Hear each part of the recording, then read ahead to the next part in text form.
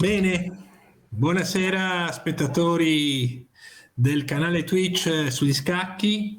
E abbiamo, dopo la pausa estiva, ripreso con le trasmissioni, adesso delle varie rubriche, e spero che ci continuerete a seguire per questa e per le prossime puntate. Questa sera abbiamo una puntata un po' particolare, un po' speciale, dedicata a non tanto al gioco degli scacchi, ai giocatori di scacchi o ai circoli di scacchi, quanto ad una figura che risulta molto importante nel gioco degli scacchi, e cioè l'arbitro di scacchi. Innanzitutto vi dirò che abbiamo con noi, e saluto Renzo Renier, arbitro internazionale di scacchi del Veneto naturalmente, e Dario Marinello, arbitro FIDE. Dovendo presentare un attimino Renzo, ci vorrebbero molti minuti, ma non li abbiamo, e quindi cercherò di essere il più sintetico possibile. Renzo Renier, che conosco da tempo e sono stato giocatore naturalmente di alcuni tornei con Renzo arbitro. Anche un paio di volte mi è capitato di averlo come... Io sono stato collaboratore di Renzo molto tempo fa, perché per una certa parte del tempo mi sono dedicato anche alla direzione e all'arbitraggio. Di Renzo che dire, come ho detto, è arbitro internazionale, fiduciario del Veneto, noto non solo nel Veneto ma in tutta Italia. Ha diretto moltissimi tornei nazionali, internazionali, e anche giocatori di scacchi, ecco, anche giocatori di scacchi, forte giocatore di scacchi, candidato maestro, che ogni tanto alterna il gioco degli scacchi, alterna la partecipazione a qualche torneo a quella che è la sua attività prevalente, cioè quella di arbitro. Bene, ecco, Renzo, allora iniziamo un po' con le prime domande, diciamo, che sono per un pubblico molto che non addetto ai lavori, e molte persone che sanno giocare a scacchi o estimatori di scacchi del mondo scacchistico ignorano completamente il ruolo e l'importanza dell'arbitro di scacchi. Spesso io mi sono sentito dire, magari in un torneo oppure da persone che frequentano così il gioco, a che cosa serve l'arbitro? Non basta rispettare le regole del gioco? Probabilmente c'è come idea di base che l'arbitro deve sanzionare quelli che sono i falli nel gioco del pallone, nel pallavolo e quant'altro, e quindi non hanno molto bene l'idea di questo. Vuoi descrivere brevemente ad un profano i compiti principali dell'arbitro di scacchi ed il suo ruolo in un torneo? Sì, innanzitutto buonasera a tutti e un plauso a chi ha organizzato questa serie di conversazioni, perché specialmente per l'arbitro e per il settore arbitrale sono fondamentali proprio per divulgare le conoscenze e per presentare in maniera compiuta la figura dell'arbitro.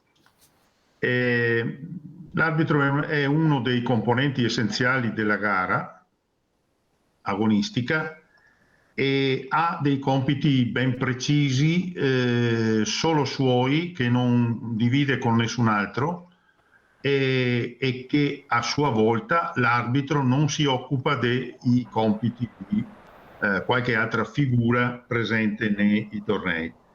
Quando un arbitro entra nella sala di gioco e cominciamo a illustrare i compiti, la prima cosa che deve verificare è vedere la verifica dei locali, la adeguatezza dei locali. e non solo, l'adeguatezza dei materiali, quindi tavole, sedie, scacchiere, giochi, eccetera, eccetera. Poi l'arbitro si occupa dell'accreditamento degli organizzatori, è sua responsabilità precisa inserire un giocatore o no in un torneo.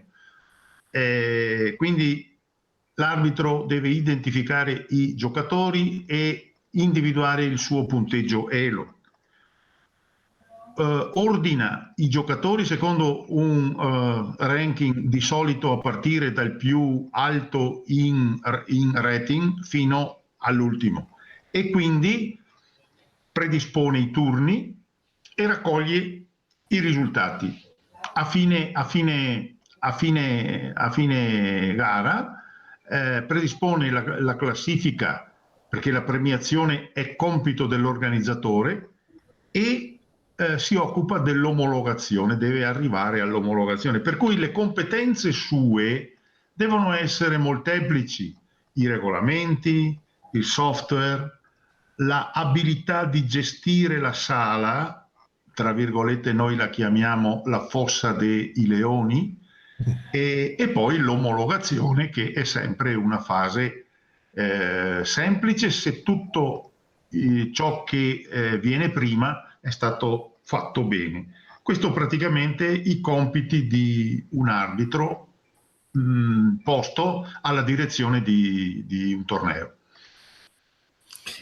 Bene, in alcuni tornei di scacchi, specialmente quando sono grossi tornei, grosse manifestazioni come festival, si vedono diversi arbitri. E quindi immagino che ci siano dei ruoli assegnati a ciascun arbitro. Vuoi dirci quali sono i ruoli diversi e le mansioni eventualmente di ciascuno di questi arbitri? Certo, devo premettere che per le disposizioni della nostra federazione in Italia sono pochi i tornei dove ci sono dove sono utilizzati più di un arbitro, però quando ci sono 2 o più arbitri esiste il principale, chiamiamolo nella sua accezione in inglese il chief arbiter, e i deputy, cioè i collaboratori.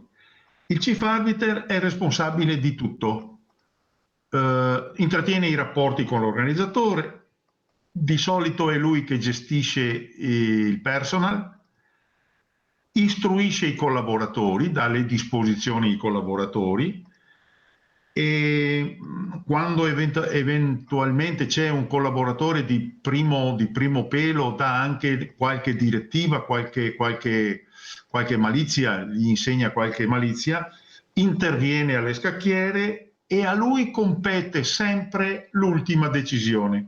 Questo è il chief.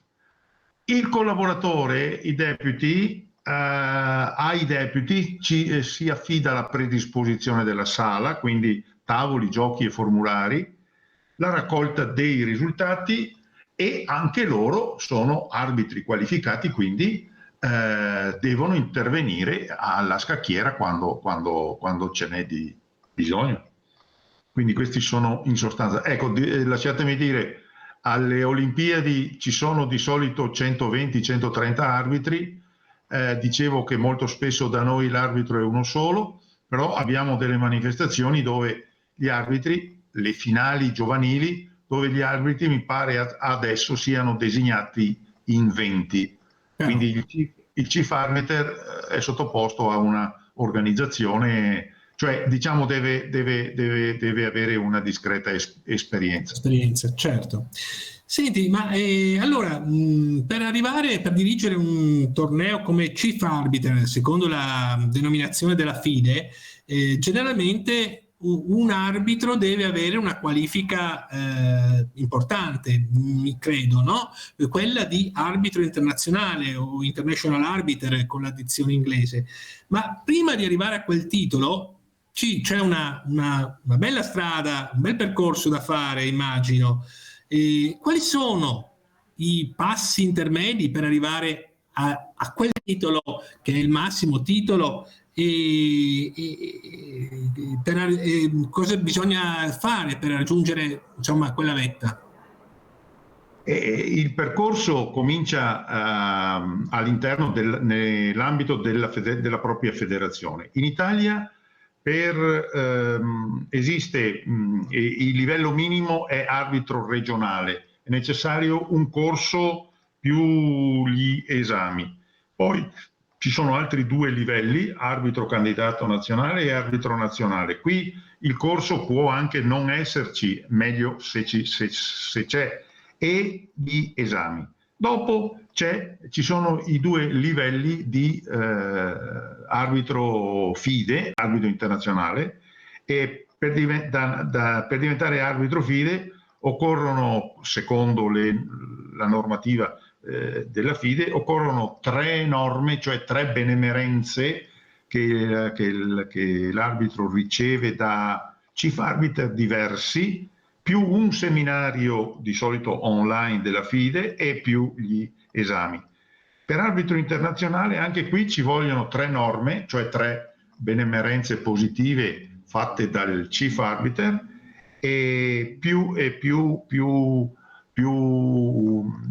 l'esame al momento non c'è, ma è tutto in revisione. L'arbitro internazionale poi è tenuto a un continuo aggiornamento. D'altra parte anche l'arbitro FIDE, ma lo sforzo più importante è l'aggiornamento continuo, l'attenzione continua, perché le novità escono a ritmo costante. Quindi il percorso è arbitro regionale, arbitro candidato nazionale, arbitro FIDE, arbitro internazionale. Basta, mi fermo qui perché ci sarebbe dell'altro da dire.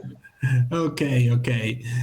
Senti, tu, la tua esperienza personale, qual è la tua carriera come arbitro, quando è iniziata, quali sono i passi che hai compiuto?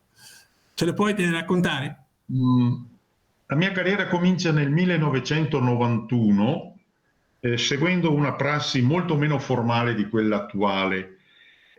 Sono diventato AR e dopo AN, non esisteva a quel tempo l'ACN, per nomina, diciamo come fosse stata l'investitura di Re Artù per i Cavalieri della Tavola Rotonda. C'era una persona a quel tempo, la posso anche citare, il professor Pietro Tonna, che riassumeva in sé tutto il settore arbitrale. E Pietro Tonna mi ha nominato prima arbitro regionale, poi arbitro nazionale. Poi sono diventato arbitro FIDE nel 2005 e arbitro internazionale nel 2009 con la procedura codificata. La mia carriera è stata molto densa.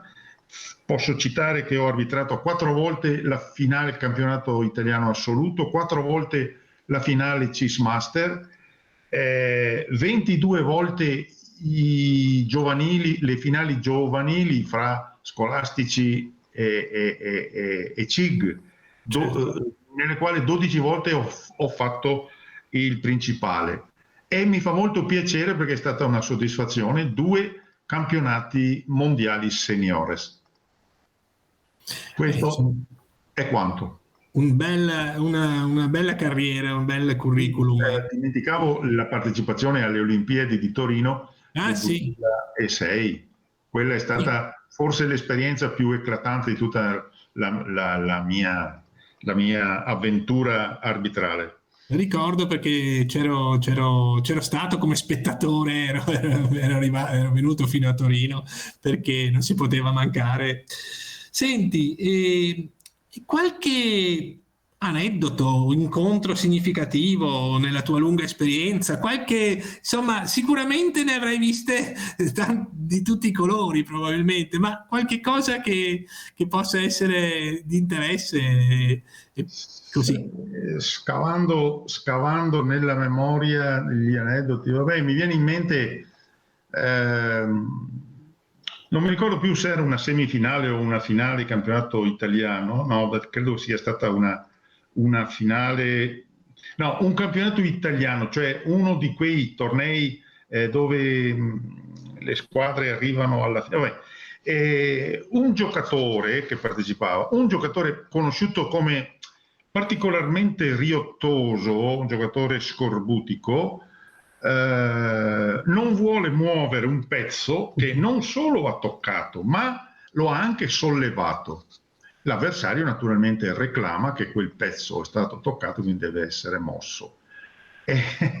L'episodio è che l'arbitro, confrontato con questo giocatore particolarmente difficile, ha raccolto tutto un capannello di spettatori per vedere come andava a finire la discussione. Comunque l'arbitro è stato bravo, ha persuaso il giocatore che aveva toccato quel pezzo e doveva muoverlo.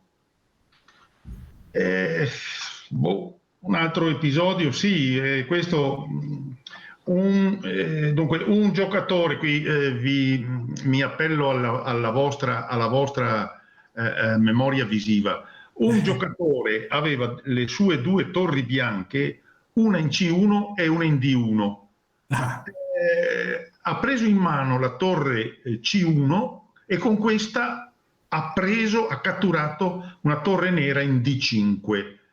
Reclamo dell'avversario e mi sono fatto spiegare e io ho concesso che quel giocatore potesse prendere la torre avversaria con la torre giusta, perché in base al regolamento di allora c'era un avverbio deliberatamente, proprio perché la mossa era una presa, ho ritenuto che quel giocatore non avesse deciso di muovere quella torre, ma fosse stato un semplice lapsus manus, quindi perché erano molto vicine le 2 torri.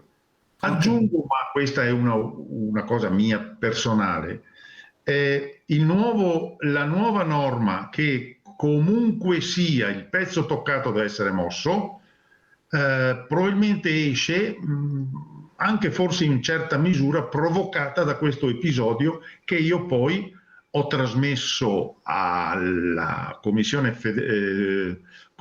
arbitrale della FIDE per un parere. Certo, perché c'è sempre una revisione, no? Naturalmente dei regolamenti sulla base anche di ciò che accade. Beh, noi siamo esposti all'errore tecnico, quindi quando la frittata è fatta non si torna più, però è importante che ci sia qualcuno più esperto, più navigato che possa dire hai fatto bene o hai sbagliato. Certo. Senti, una curiosità per gli ascoltatori di questa puntata. Gli arbitri hanno compensi? Quali sono i compensi? Rimborso spese, gettone di presenza? Che cosa c'è? Sì, io faccio l'arbitro perché è un sistema per diventare ricco. E dunque un arbitro il compenso massimo, la diaria massima che riceve sono 500 euro quando è occupato in un torneo a 9 turni valido per le norme e i titoli internazionali. Il torneo minimo, sempre tornei standard, lasciamo stare i rapidi, i tornei di una serata, eccetera. Il torneo minimo, il chief arbiter becca 100 euro e il deputy becca 75 euro, più il rimborso spese naturalmente, vitto e alloggio. Certo. Ok, bene, possiamo forse vedere un breve filmato adesso in cui si vedono degli arbitri all'opera, casomai poi lo commentiamo brevemente. Dovrebbe essere lo spareggio dei campionati italiani di scacchi 2019. A Padova? Non lo so, ma nel 19 la finale CIA, come la finale femminile e la finale under 20 è stata fatta a Padova, lì alla casa del Pellegrino. Ah, ho capito, ho capito. E qui vediamo anche due forti giocatrici che sono la Tea Guecci, maestro internazionale femminile, Sì. contro la Santeramo, mi pare. O Santeramo, non so come si legga. Santeramo, Alessia. Santeramo Alessia, sì. Alessia Santeramo. E questi sono i fratelli Lo Iacono, se non sbaglio. Io non... È già in onda? Sì, sì. Io non lo vedo. No, no, ma sono i due fratelli Lo Iacono e niente, si vedeva anche, cioè, eravate in tre arbitri, Sì. tra cui tu, Renzo, e altri due arbitri che... Erano Giovanni Minei e Carbonari. Ok, ok, ok. Bene, va bene, abbiamo finito un po' con questa parte iniziale per un pubblico abbastanza generico e ci sono per caso delle domande dalla chat?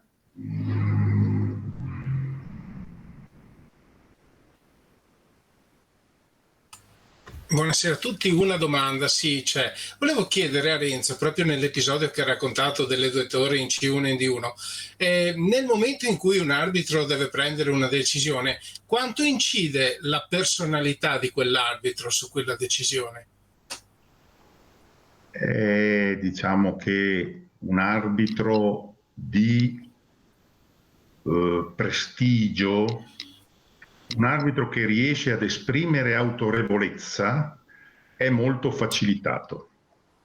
Quindi un arbitro deve essere convincente, persuasivo, non solo a parole, ma anche pronto a far vedere o a citare gli articoli del regolamento. La figura dell'arbitro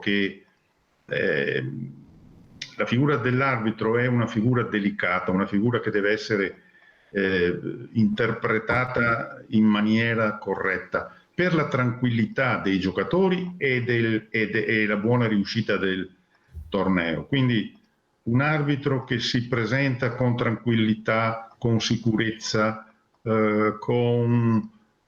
senza dimostrare incertezze, ma naturalmente azzeccando sempre le decisioni, riesce a gestire.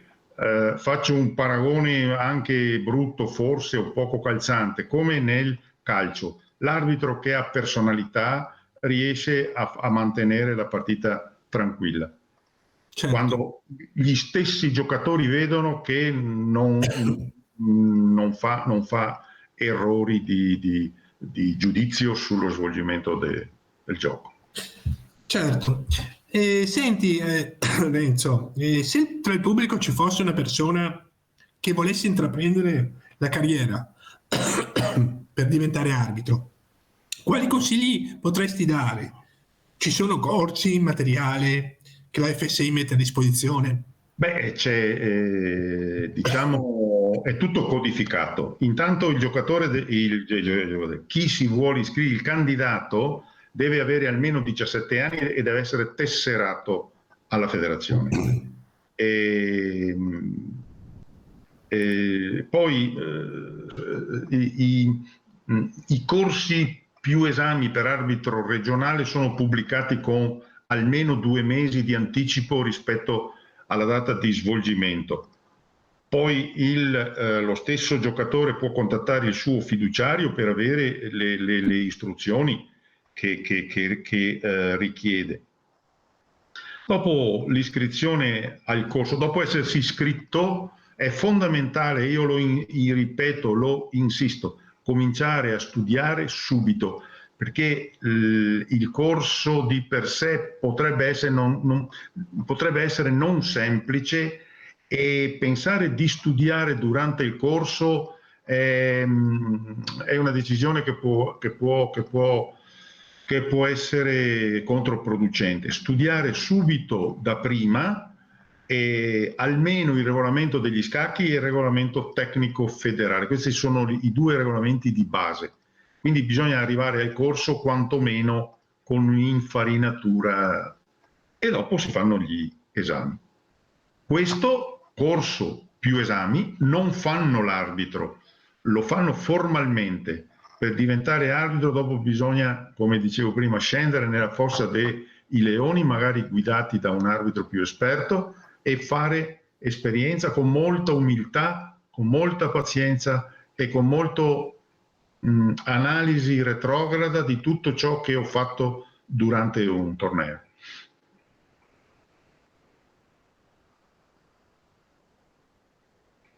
Scusate, se mettiamo un giocatore di scacchi alle sue prime esperienze, avrai certamente visto che ci sono diverse infrazioni che vengono commesse comunemente.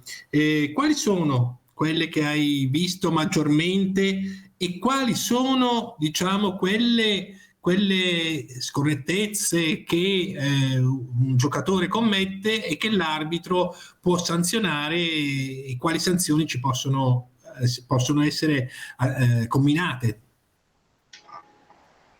Diciamo, generalmente il problema più grosso è la poca o la mancata conoscenza del regolamento da parte dei nostri giocatori, non tutti chiaramente, ma ancora il regolamento degli scacchi per molti è un illustre sconosciuto. Quindi la non conoscenza di alcune prassi importanti, come per esempio la richiesta di patta per triplice ripetizione, comporta che si può sbagliare e subire decisioni arbitrali sfavorevoli, quindi la lettura del regolamento è importante. C'è poi sempre il problema del telefonino. Il telefonino per noi arbitri è un cruccio e comunque pian pianino cercheremo di risolverlo. Le sanzioni in generale, articolo 12 del regolamento, vanno da semplice ammonizione fino a segnare partita persa o addirittura l'esclusione dal torneo, ma io vi dirò che non ho mai dato sanzioni diverse dall'ammonizione. Quindi il primo gradino proprio della scala, perché sono tutte sanzioni in crescendo. Più di ammonire non sono mai andato oltre. Ho capito. Senti, un'altra cosa, c'è stato nel corso dei tornei che hai arbitrato nella tua carriera qualche caso di particolare problematicità, di particolare difficoltà nella gestione di qualche giocatore un po' diciamo irruento, che fosse protagonista o anche non protagonista? Beh, a parte un episodio singolo, ma uno in tutta la mia carriera, di due giocatori che stavano passando alle vie di fatto, proprio sulla scacchiera, ma questo è stato un caso unico. A parte il caso di quel giocatore un po' riottoso, c'è stato un caso che probabilmente ho sbagliato, ho preso una decisione sbagliata. Allora devo spiegarlo. Un giocatore propone patta sul suo tempo, quindi non ha mosso. Prima di muovere e con il suo tempo che corre propone patta. L'avversario gli dice prima muovi e dopo ti rispondo. Il primo giocatore muove e l'altro accetta patta. Il primo giocatore reclama perché l'avversario ha accettato patta su una posizione diversa da quella sulla quale era stata fatta la proposta. Io ho assegnato patta, però dopo, pensando e ripensando e valutando,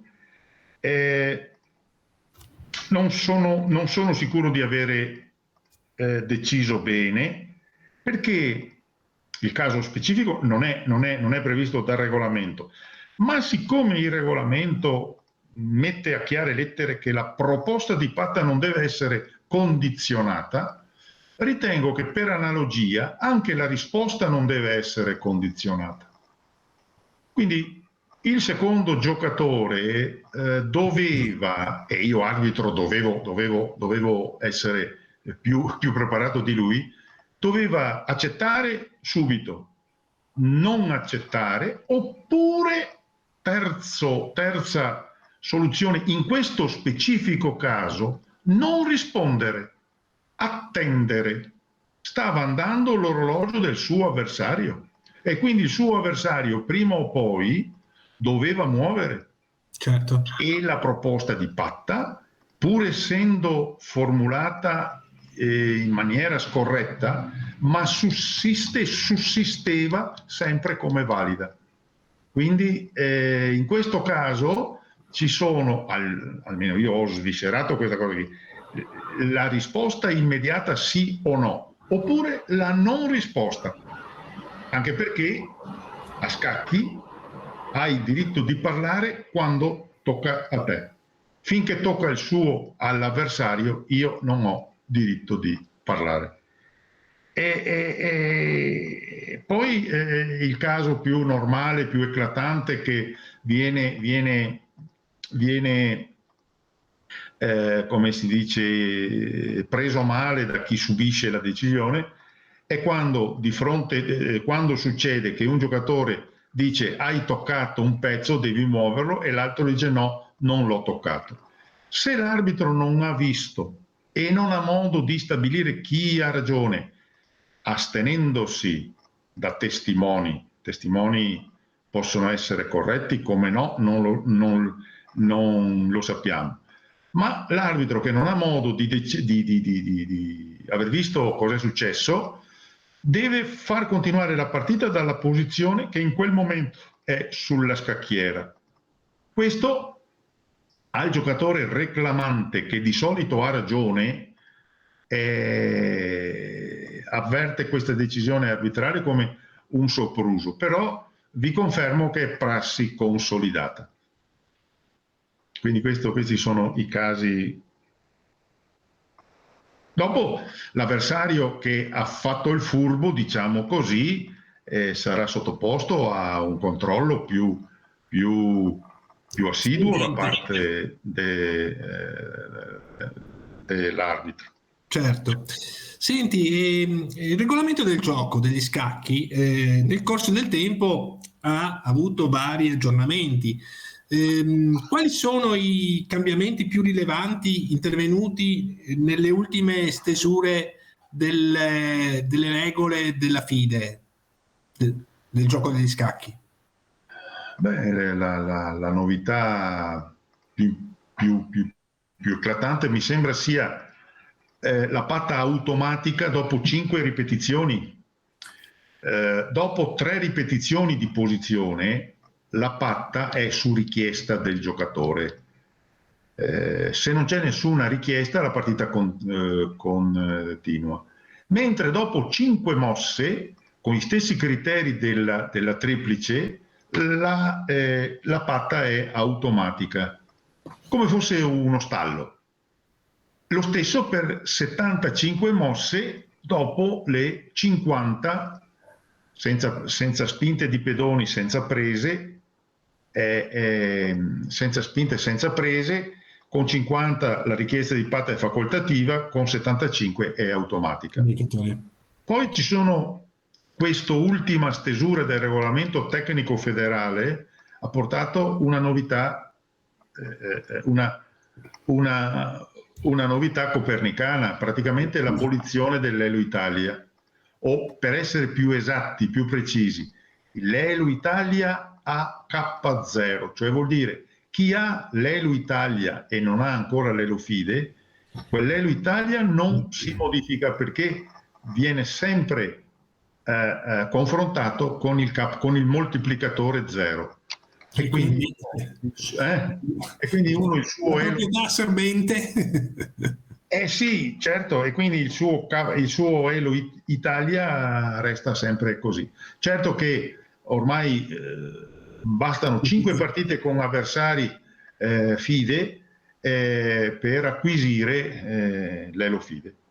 Queste mi sembrano le novità più importanti. C'è qualcos'altro, ma sono particolarità, novità un po' di minore importanza. Certo. E c'è qualche domanda dalla chat per caso? No, dalla chat per il momento non c'è, Okay. non ci sono ancora domande ulteriori. Bene, allora possiamo introdurre il nostro graditissimo ospite Dario Marinello, che è arbitro FIDE, se non sbaglio, Sì, e corretto. comunque e magari vuoi raccontarci un po' la tua esperienza, che ha una, diciamo, più recente, diciamo, nel tempo rispetto a Renzo, e come sei entrato, qual è la tua carriera che hai fatto come arbitro e le cose che ti sono piaciute di più, insomma. Sì, buonasera a tutti intanto e vi ringrazio per avermi invitato a questa serata. Allora, la mia esperienza, in realtà con gli scacchi in generale è iniziata un po' tardi rispetto a quando inizia ultimamente. Ho iniziato col primo anno di università a frequentare il circolo di Rovigo e dopo pochi anni in realtà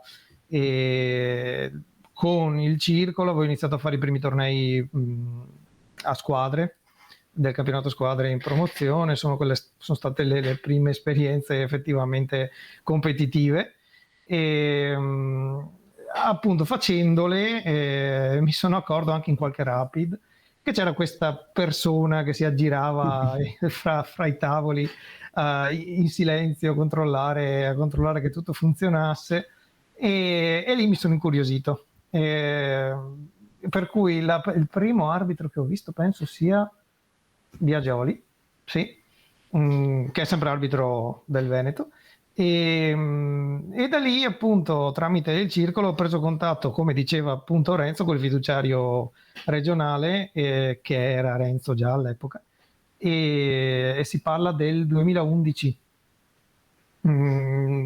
Sì, e dopo un breve scambio di mail appunto c'è stata la pubblicazione del seminario con esame per arbitro regionale sul sito del settore arbitrale e lì ho iniziato. E lì è iniziata la tua carriera. E ho iniziato, sì, come diceva Renzo, effettivamente non è un esame da sottovalutare. Già il primo, soprattutto, tendenzialmente ci sono un paio di esami che sono un po' più impegnativi rispetto agli altri. Il primo da arbitro regionale sicuramente è la prova del fuoco, diciamo, sulla preparazione perlomeno. E ricordo quando l'ho fatto io, quindi estate 2011, e eravamo in 7 persone, siamo passati in 2. Quindi comunque c'è una certa scrematura, sì, c'è già una bella scrematura fin dall'inizio. E poi da settembre è arrivata la ratifica e da lì ho iniziato a fare attività arbitrale. E sì, da lì in avanti poi con la cadenza biennale imposta dal regolamento arbitrale ho poi frequentato gli altri corsi e dato gli esami. In realtà l'ultimo degli esami nazionali, quello per diventare arbitro nazionale, l'ho dato un po' dopo perché in mezzo ho avuto un periodo in Erasmus, insomma vicissitudini extra scacchistiche che mi hanno tenuto impegnato. Sì, e appunto l'altro scoglio notevole è stato infatti proprio quell'esame lì, l'esame per arbitro nazionale. E quello lì è un esame che rappresenta lo scoglio un po' per tutti, per vari motivi. In primis perché ce n'è uno all'anno e quindi fare cilecca un anno vuol dire, cioè fare cilecca un tentativo vuol dire dover aspettare un intero anno per poterlo ridare. E poi anche perché sono domande insomma abbastanza impegnative, dovute anche al fatto che per come è regolamentato un po' il sistema dei dei livelli arbitrali italiani, quindi fino ad AN. Da AN un arbitro può iniziare ad arbitrare da principale tornei insomma, che iniziano ad essere rilevanti. Già un torneo weekend a tempo lungo, uno inizia a farlo da arbitro nazionale, diciamo, con possibilità di deroga già da prima, però diciamo che c'è come dire, il nulla osta da parte del settore, da quando uno è... Sì. Senti, gli aspetti che dell'arbitro hai trovato più interessanti, se ce ne sono, più stimolanti, rispetto, non so, ad essere giocatore, non so, c'è qualche cosa che... Perché è abbastanza diverso, no? Sì, è un punto di vista abbastanza diverso quello rispetto a quello di giocatori, in effetti. Allora, arbitrare mi è piaciuto. All'inizio, in realtà, finché ero arbitro regionale, i primi anni arbitravo un po' a rilento, nel senso che comunque avevo sempre, per fortuna, la figura di Renzo che ogni tanto mi chiamava: ci sarebbe sto torneo da fare, vieni, voi hai voglia, hai tempo, e lì mi ha invogliato. E vedere gli aspetti legati, appunto, cioè l'arbitro è sempre la figura di ponte in realtà tra più realtà all'interno di un torneo, tra i giocatori, l'organizzazione, la federazione, e quindi deve gestire le comunicazioni e le decisioni rispetto a tutti questi tre enti, chiamiamoli così. Ed è un ruolo che mi ha affascinato fin da subito, devo dire. Sì, principalmente questo. Poi vabbè, ci sono anche degli aspetti tecnici interessanti, anche capire le classiche domande che vengono dai giocatori: ma perché sono abbinato contro questa persona? Mi aspettavo di essere abbinato contro quest'altro, e allora insomma in qualche modo si riesce a spiegare. Sono le domande classiche quelle lì. Oppure ho già giocato al turno precedente col bianco o col nero, meglio, molto più spesso col nero. Ho giocato col bianco. Sì. Ho giocato col nero lo scorso turno perché ho ancora il nero, e anche lì insomma bisogna riuscire a dare una spiegazione. Quindi mi ha interessato molto riuscire a capire il perché di certe decisioni, di certi avvenimenti, insomma, nei tornei. E a dare delle risposte. E poter dare delle risposte sensate, sì. Ok. Senti, c'è stata una figura che ti è stata di guida, un riferimento per raggiungere l'attuale titolo di arbitro, una o più figure? Diciamo un po' tutti gli arbitri, soprattutto dell'area del Veneto, chiaramente, che sono quelli con cui ho più avuto a che fare in questi anni. In primis chiaramente Renzo, che è stato quello che mi ha svezzato al mestiere. Sì, ha fatto il corso e poi ha insistito più volte finché iniziassi a fare le prime esperienze, insomma, quello sicuramente. Ma poi in realtà effettivamente tutti gli arbitri veneti, perché più o meno con tutti ho collaborato più o meno volte a seconda un po' dell'arbitro e delle occasioni. E poi devo dire, la spinta che ho avuto successivamente a continuare è stata quella di iniziare a partecipare a tornei in cui ci fosse una compagine arbitrale più corposa. I giovanili, la finale dei campionati studenteschi, il CIG. Un bel team, insomma. E lì, avendo un team più ampio e volutamente variegato dal punto di vista delle regioni di provenienza, c'è uno scambio di idee, opinioni, si fa anche conoscenza con persone nuove, e questa cosa mi ha proprio spinto a continuare ulteriormente. Un confronto, insomma, sì, anche con altri arbitri e arbitri di altre regioni, di diversi livelli, insomma, anche. Senti, chi non conosce il mondo scacchistico può forse pensare che un arbitro diventa arbitro e non può più essere giocatore di scacchi, non può più giocare un torneo di scacchi, ma le due cose non sono incompatibili, direi. No, infatti. Quali sono i vincoli che devono essere rispettati? Penso che sia una domanda legittima. Allora, ci sono delle incompatibilità col ruolo di arbitro, ma non riguardano, o perlomeno molto limitatamente all'essere giocatori. Mi spiego, faccio una breve carrellata.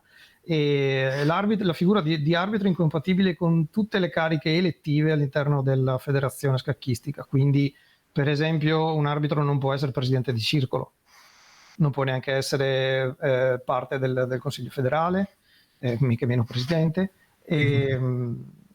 però appunto tutte le cariche non elettive, quelle possono essere ricoperte. Cioè, io ho degli esempi di almeno un arbitro che è anche segretario del Consiglio regionale, del Consiglio regionale della propria regione. Per quanto riguarda invece il ruolo di giocatore, non c'è incompatibilità, infatti ci sono anche molti arbitri che sono giocatori, però un arbitro non può chiaramente giocare e arbitrare lo stesso torneo.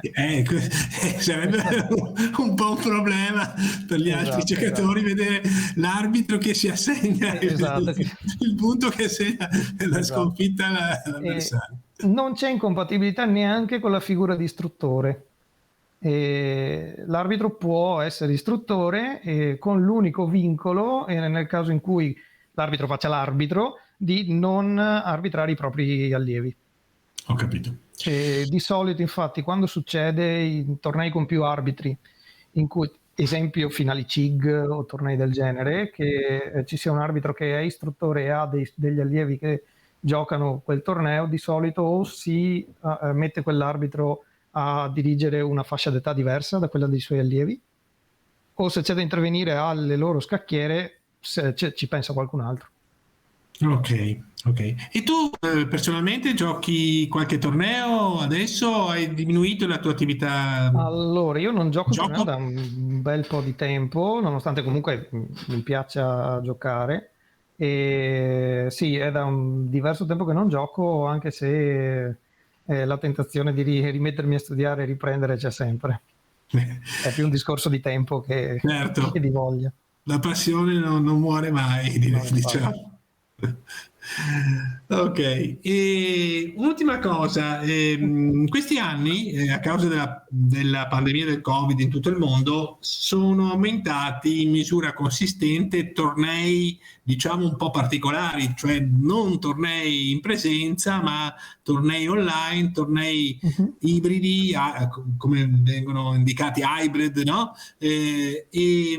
Vuoi descriverci un po' per i non addetti ai lavori che cosa sono i tornei online, che cosa sono i tornei ibridi e quali problemi ci sono anche nel loro svolgimento? Ok, sì. Allora, con il Covid appunto c'è stato il boom anche a livello di organizzazioni importanti come la FIDE e anche l'ECU. Ci sono stati tornei organizzati completamente online o ibridi. Entrambi i tornei sono tornei giocati su una piattaforma online, quindi fa fede la posizione che c'è sulla piattaforma prescelta, con la differenza però che l'online è completamente online, cioè il giocatore gioca da casa sua o comunque in una stanza in cui può essere garantito un minimo di tranquillità per poter giocare. Mentre invece il torneo ibrido prevede anche un controllo locale degli arbitri. Ad esempio, mi spiego meglio, sia io che Renzo recentemente abbiamo arbitrato le qualificazioni per la World Cup che si sono svolte in modalità ibrida. In pratica ogni nazione, in questo caso era europea, che avesse giocatori, ha organizzato una sala in cui poter ospitare i giocatori durante questo torneo, i quali muniti o del proprio PC o da un PC fornito dall'organizzazione locale, sarebbe andato a giocare le partite sulla piattaforma del torneo. E quindi giocatori nel torneo ibrido c'è appunto questa caratteristica che i giocatori sono in una o più sedi e giocano online, nel senso che la piattaforma è quella online, ma c'è una supervisione ulteriore che è quella sul posto, Certo. oltre che quella degli arbitri che supervisionano le partite online. Devo dire che appunto questa esperienza, io ero nella sede slovena ed eravamo 2 arbitri con 5 giocatori, quindi eravamo estremamente in grado di Controllare. monitorare la situazione, oltre al fatto che c'era un po' tutta la squadra di arbitri che operava sulle piattaforme. Certo. Quindi di tutte le modalità di gioco mi sentirei di dire che quella più sotto controllo in assoluto è l'ibrido, che richiede per gli arbitri una grossa, un po' di capacità di gestire un computer e le piattaforme elettroniche e una fortissima comunicazione, perché al di là dell'arbitro o degli arbitri con cui uno ha a che fare nella sede locale, poi c'è anche tutta la parte di arbitri online che è sempre da tenere aggiornata o comunque che richiede informazioni, quindi comunque certo. c'è bisogno di grosse capacità comunicative. E poi in eventi come questo qui, che sono di carattere internazionale, anche la capacità di esprimersi in inglese, per esempio, che non è da sottovalutare. Evidentemente, certo. Bene, c'è qualche domanda per caso, Dario? Sì, c'è una domanda da parte del pubblico, poi ne volevo fare una anch'io se c'è il tempo, se è possibile.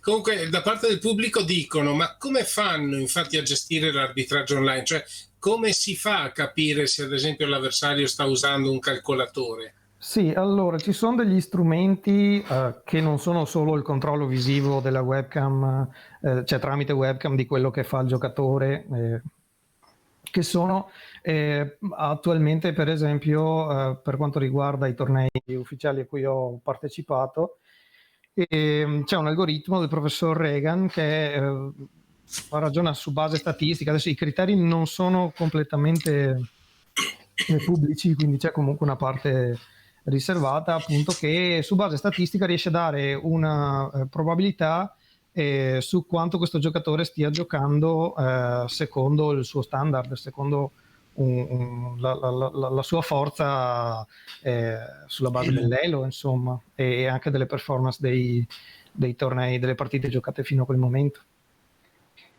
Sono algoritmi piuttosto complessi che però danno, insomma, sono sempre più precisi e affidabili. Resta comunque il fatto, in tutta generalità, che i tornei online ibridi già sono molto meno affetti da questa cosa, però il cheating è estremamente difficile da rilevare. È il problema principale nei tornei online ed è il cheating il problema più discusso negli ultimi anni nel settore arbitrale, sicuramente, perché ormai è facilissimo imbrogliare. L'altra domanda? Sì, ecco, l'ultima domanda era la mia. In base a questa nuova evoluzione, ovvero siamo stati un pochino spinti ad un uso molto più elettronico per l'online degli scacchi, e effettivamente quanta fatica c'è stata da parte del settore arbitrale, ovvero ci si è riusciti ad adeguare velocemente a queste nuove forme, ad un uso più intensivo del PC, agli algoritmi che hai appena citato, o c'è voluto un po' di... cioè quanto è stato lo sforzo, ecco? Allora, considerando che prima non c'era, o comunque non veniva considerata la piattaforma online come qualcosa che avesse un carattere ufficiale, diciamo che gli sforzi sono stati notevoli all'inizio. Si è proceduto per tentativi ed errori, come tutte le cose nuove che richiedono in realtà una certa velocità di adattamento. Anche i regolamenti attuali sull'ibrido e l'online sono comunque...